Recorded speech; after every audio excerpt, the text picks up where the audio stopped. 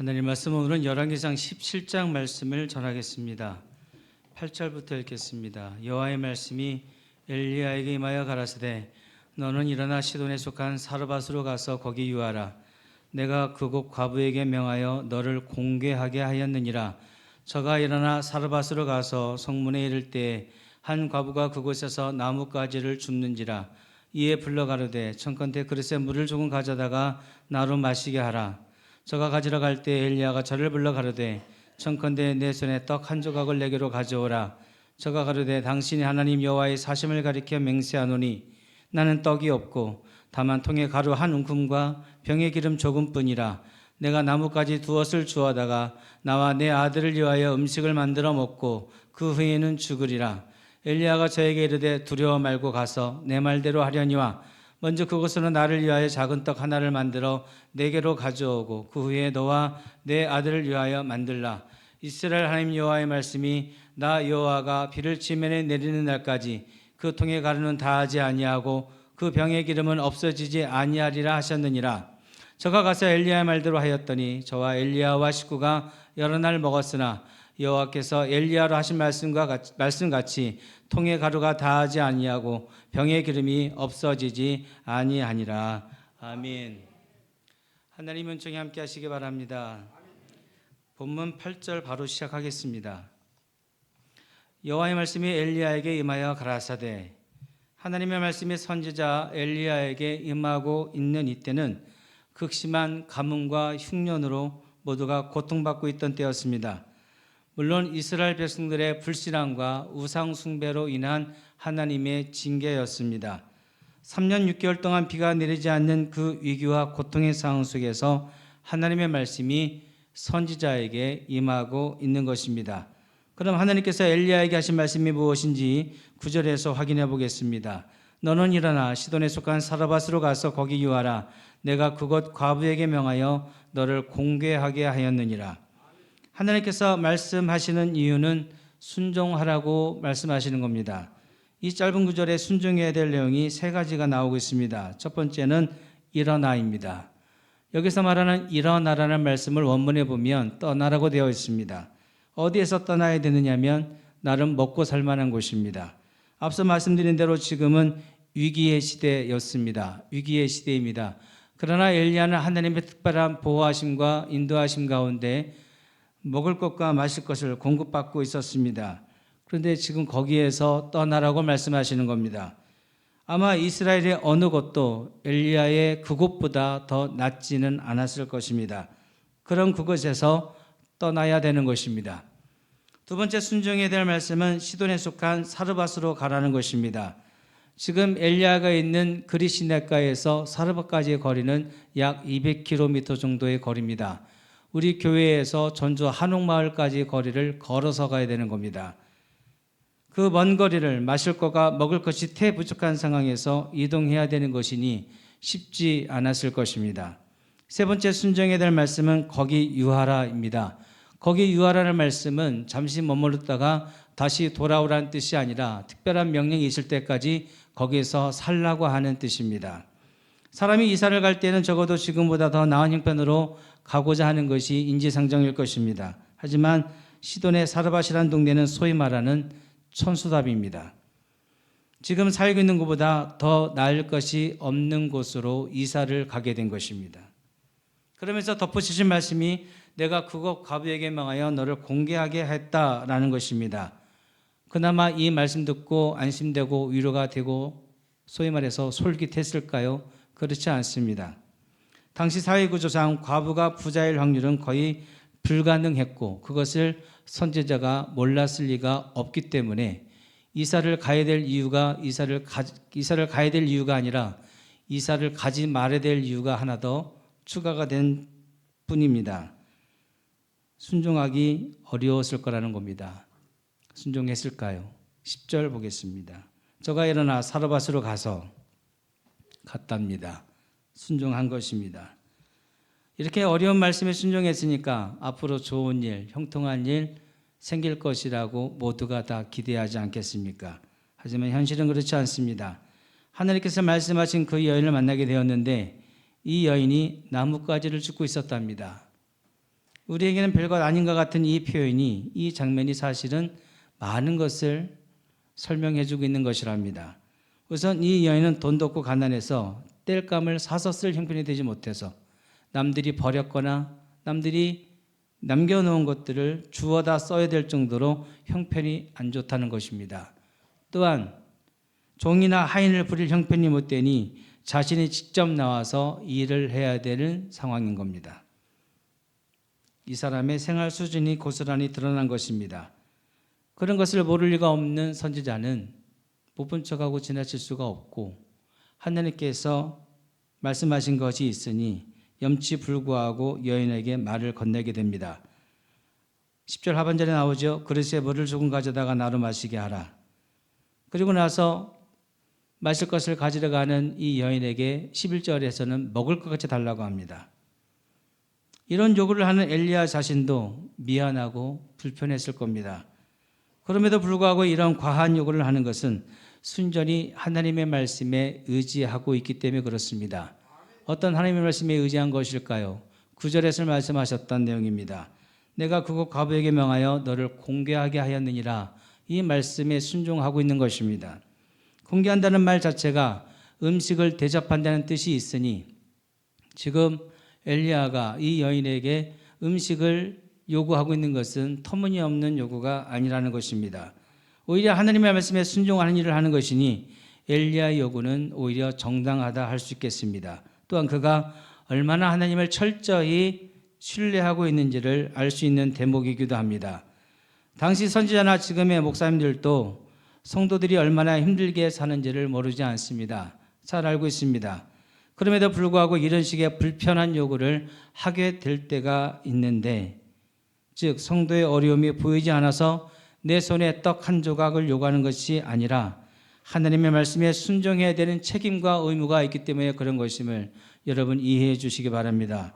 그런데 원문을 보면 재밌습니다. 11절에 나오는 떡 한 조각이라는 말이 당신의 작은 손에 들어갈 정도의 약간이라는 뜻입니다. 그러니까 그냥 내게 있는 것 막무가내식으로 내어놓으라고 지금 요구를 한 것이 아니라 아주 조금만 생색내듯 달라고 이야기한 것입니다. 하지만 엘리야의 이런 배려가 무색할 정도로 이 여인은 너무나 상황이 어려웠습니다. 12절을 보겠습니다. 같이 읽어보겠습니다. 저가 가르되 당신의 하나님 여호와의 사심을 가리켜 맹세하노니 나는 떡이 없고 다만 통에 가루 한 움큼과 병에 기름 조금뿐이라. 내가 나뭇가지 두엇을 주워다가 나와 내 아들을 위하여 음식을 만들어 먹고 그 후에는 죽으리라.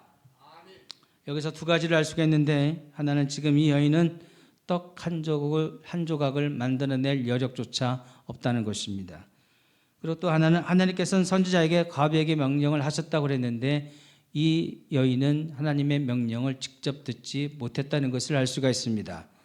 그럼 하나님께서 공개하게 하셨다는 말씀은 잘못된 것이었을까라는 의구심이 듭니다.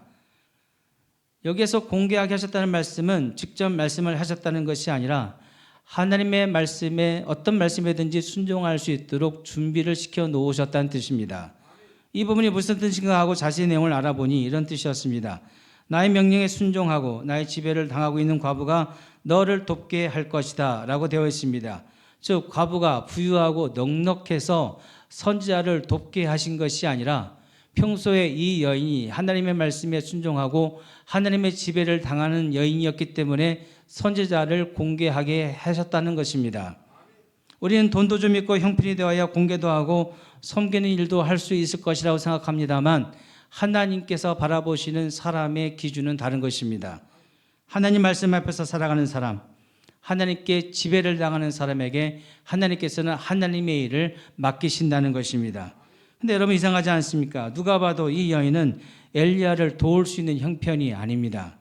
그럼에도 왜 엘리야를 이 여인에게 붙이셨는가 하는 점이 이상하다는 것입니다.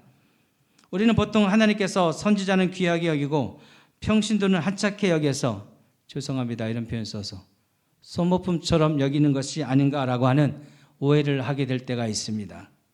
그러나 여러분 반대입니다. 하나님은 엘리야를 통해 이 여인을 살리시려는 것입니다. 내용은 이렇습니다. 여기 사르밧이라는 동네에 하나님의 사랑을 받는 한 여인이 있습니다. 이 여인은 평소에 어려운 중에도 하나님의 말씀에 순종하는 일을 하면서 하나님께 지배를 당하면서 살아가고 있었습니다. 근데 가뭄과 흉년으로 인해서 더 이상 버티지 못하고 죽게 된 것을 하나님께서 아셨습니다. 이에 이 여인을 살리시기 위해서 엘리야를 보내신 것입니다. 겉으로 보면 엘리야를 살리기 위해 이 여인을 만나게 하신 것처럼 보이지만 사실은 그 여인을 살리기 위해서 엘리야를 그쪽으로 보내신 것입니다. 이제 이 여인에게 하나님의 말씀이 임합니다. 왜 말씀이 임한다고 했습니까? 순종하라고 임하는 겁니다. 그럼 이 여인이 순종해야 될 말씀은 무엇이었을까요? 13절을 보겠습니다. 같이 읽어보죠. 엘리야가 저에게 이르되 두려워 말고 가서 내 말대로 하려니와 먼저 그곳으로 나를 위하여 작은 떡 하나를 만들어 내게로 가져오고 그 후에 너와 네 아들을 위하여 만들라. 첫 번째 이 여인이 순종해야 될 말씀은 두려워하지 말라는 것입니다. 이 여인은 사는 것보다 죽는 것이 더 낫다고 생각할 정도로 삶의 무게가 너무나 무겁습니다. 오죽하면 눈에 넣어도 아프지 않을 아들과 마지막 식사하고 죽으려고 했겠습니까? 그 정도로 이 여인은 절망하고 있었던 것입니다. 그런 그녀에게 하나님은 두려워하지 말라고 말씀하십니다. 사는 것이 두려워서 차라리 죽음을 선택하는 사람들이 얼마나 많은지 모릅니다. 얼마나 고통스러운지 지옥도 여기보다 나을 것이라고 생각을 한다는 것입니다. 아마 이 여인과 같이 삶의 문제 앞에서 고통 가운데 계시는 분들이 있으실지 모르겠습니다.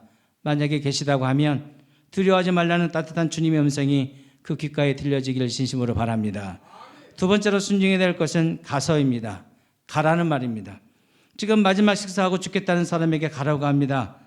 가서 선지자가 먹을 음식 해오라는 것인데 우리는 죽을 마음을 먹고 있는데도 이런 말 들으면 빈정이 상합니다. 이걸 참고 순종해야 되는 것입니다. 얼마나 퍽퍽하고 그 순간이 괴로웠을지 충분히 이해가 되지요. 그렇게 참고 가려는 뒤통수에 대고 들려오는 말이 이 여인이 순종해야 될 세 번째 명령이었습니다. 13절 중간절부터 보시면 네 말대로 하려니와 먼저 그곳으로 나를 위하여 작은 떡 하나를 만들어 내게로 가져오고 그 후에 너와 네 아들을 위하여 만들라고 말씀하고 있습니다. 세 번째 순종해야 될 명령은 먼저 선지자를 위해 만들어서 가져오라는 것입니다. 왜 이렇게 불편한 명령을 하는 것일까 생각을 해봅니다. 다른 것 아닙니다. 순종해야 되는 겁니다. 쉬울 것 같으면 요구하지도 않습니다. 어려운 말씀이니 순종하게 하시고 이 과정을 통과하게 요구하시고 있는 것입니다. 이것이 축복의 마중물이 되는 시험이라는 것입니다. 그래서 이것이 왜 중요한지를 선지자가 설명하기 시작하는데 그 내용이 14절입니다. 이스라엘 하나님 여호와의 말씀이 나 여호와가 비를 지면에 내리는 날까지 그 통에 가루는 다하지 아니하고 그 병의 기름은 없어지지 아니하리라 하셨느니라. 바로 이 부분입니다. 하나님께서 이 여인을 살리시기 위해 엘리야를 통해 13절에서 말도 안 되는 요구, 즉 먼저 그것으로 나를 위하여 작은 떡 하나를 만들어 내게로 가져오라 말씀하셨던 것입니다. 이 여인이 14절의 축복을 받으려면 13절의 이 명령의 요구에 순종해야 되는 것입니다. 자, 그럼 이 여인은 어떻게 되었을까요? 15절과 16절을 보겠습니다. 우리 다 함께 읽어봅시다. 저가 가서 엘리야의 말대로 하였더니 저와 엘리야와 식구가 여러 날 먹었으나 여호와께서 엘리야로 하신 말씀같이 통의 가루가 다하지 아니하고 병의 기름이 없어지지 아니하니라. 아멘. 15절에서 순종을 하고 16절에서 기적을 체험하고 있습니다. 저와 여러분에게도 이런 순종과 축복이 있기를 바랍니다. 이 말도 안 되는 축복의 출발점이 어디였는지를 보라는 것입니다. 작은 떡 한 개였습니다. 하느님께서는 지금도 사랑하는 성도들을 살리시기 위해서 불편한 요구를 하실 때가 있습니다. 너에게 있는 그 작은 떡 한 개 내놓아라. 시간의 작은 떡 한 개, 물질의 작은 떡 한 개를 우리에게 요구하실 때가 있습니다. 어쩌면 내일부터 시작되는 특별 새벽 기도회도 시간의 작은 떡 한 개일 수도 있을 것입니다. 그것이 어디 특세뿐이겠습니까마는 이 작은 떡 한 개 드림으로 여러분의 삶에 놀라운 축복이 함께 하시기를 바랍니다. 15절을 보시면 결국 하나님의 말씀대로 그 위기 시대에 엘리야와 그 식구들이 먹고 살 수 있는 기적을 맛보게 되었습니다. 요즘 IMF 때보다 더 힘들다고들 하십니다. 코로나 때보다 더 어렵다고 하십니다. 이 위기 시대에 하나님 말씀에 순종하는 여러분에게 떡과 기름이 마르지 않는 놀라운 축복이 함께 하시기를 축복합니다. 기도하겠습니다.